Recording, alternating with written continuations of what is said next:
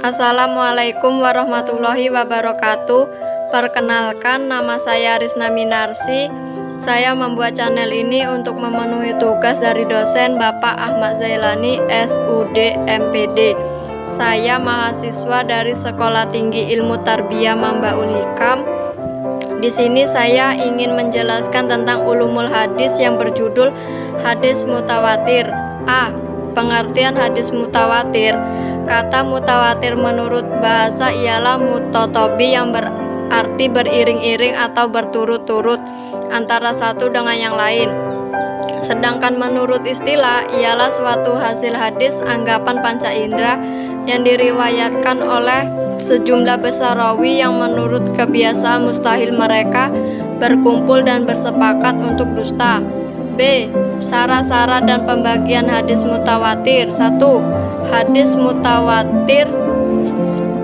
Suatu hadis dapat disebut hadis mutawatir apabila memenuhi syarat-syarat sebagai berikut. A. Hadis mutawatir yang diriwayatkan itu mengenai Nabi Muhammad SAW yang dapat ditangkap oleh panca indera seperti sikap dan perbuatan, yang dapat dilihat dari sabdanya yang dapat didengar. Misalnya, para sahabat mengatakan, kami melihat Rasulullah SAW berbuat begini, atau kami lihat Nabi SAW bersikap begini, atau kami dengar Nabi SAW bersabda begini.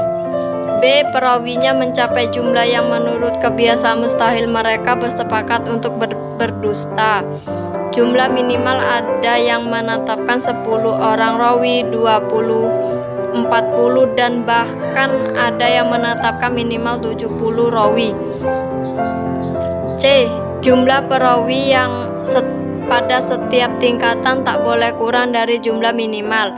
Bila suatu hadis telah memenuhi 3 syarat di atas, maka tergolong hadis mutawatir dan benar berasal dari Nabi SAW. Para rawi hadis mutawatir tidak harus memenuhi sahih dan hasan, melainkan yang menjadi ukuran adalah segi kuantitasnya yang secara rasional mustahil mereka bersepakat untuk berbohong.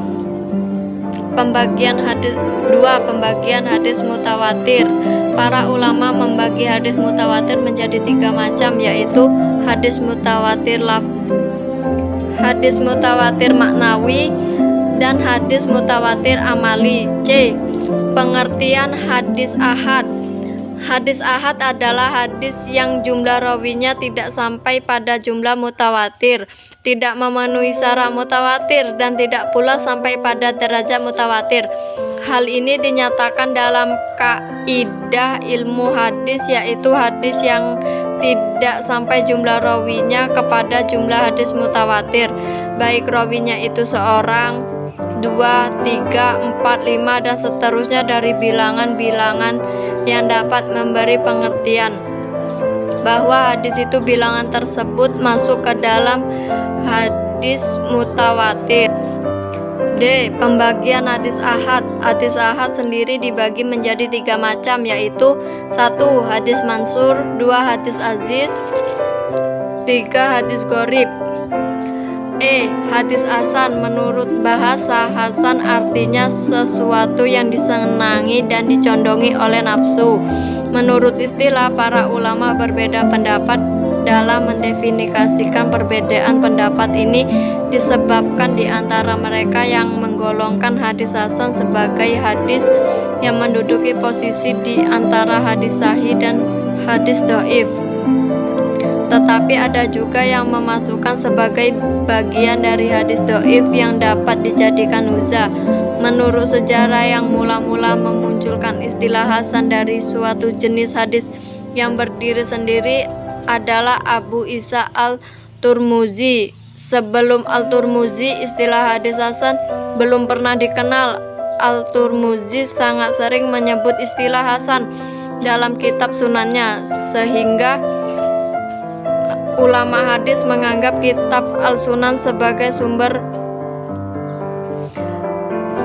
menyebutkan istilah hasan dalam kitab sunannya, sehingga ulama hadis menganggap kitab Al-Sunan sebagai sumber utama dalam mengetahui hadis hasan. Macam-macam hadis hasan. Ada dua jenis hadis hasan, yaitu hasan li zalihi dan hasan li ghairihi.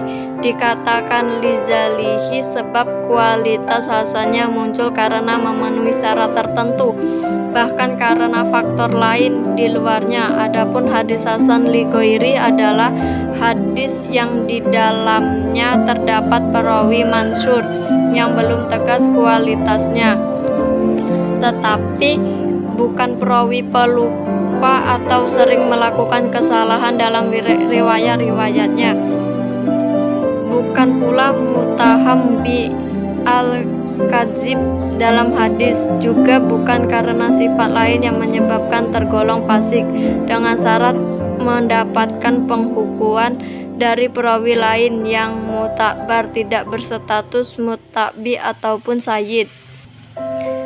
G. Hukum kehujaan hadis hasan.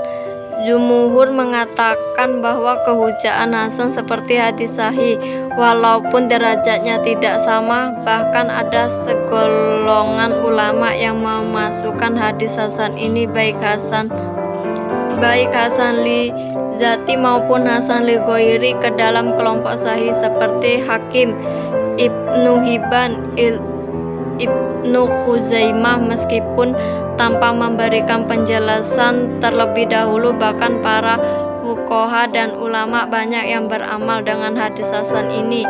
Agaknya Al-Kitabi lebih teliti tentang penerimaan mereka terhadap hadis ini. Makanya Al-Kitabi kemudian menjelaskan bahwa mereka maksud dengan hasan di sini atau yang bisa diterima sebagai hujjah adalah hadis hasan li zalihi. H. Hadis dhaif. Hadis dhaif menepati urutan ketiga dalam pembagian hadis. Hadis dhaif adalah hadis yang tidak memenuhi klasifikasi hadis sahih maupun hadis hasan. Hadis dhaif adalah bagian dari hadis mardud. Dari segi bahasa, dhaif berarti lemah, lawan dari al-qawi yaitu kuat. Kelemahan hadis dhaif ini karena sanad dan matannya tidak memenuhi kriteria hadis yang kuat yang diterima sebagai hujjah. Sedangkan menurut istilah adalah dhaif yaitu hadis yang tidak menghimpun sifat hadis hasan sebab satu dari beberapa syarat yang tidak terpenuhi. Sekian dari saya. Apabila ada kurang lebihnya, saya mohon maaf yang sebesar-besarnya, atau ada kesalahan-kesalahan yang lainnya, saya mohon maaf yang sebesar-besarnya.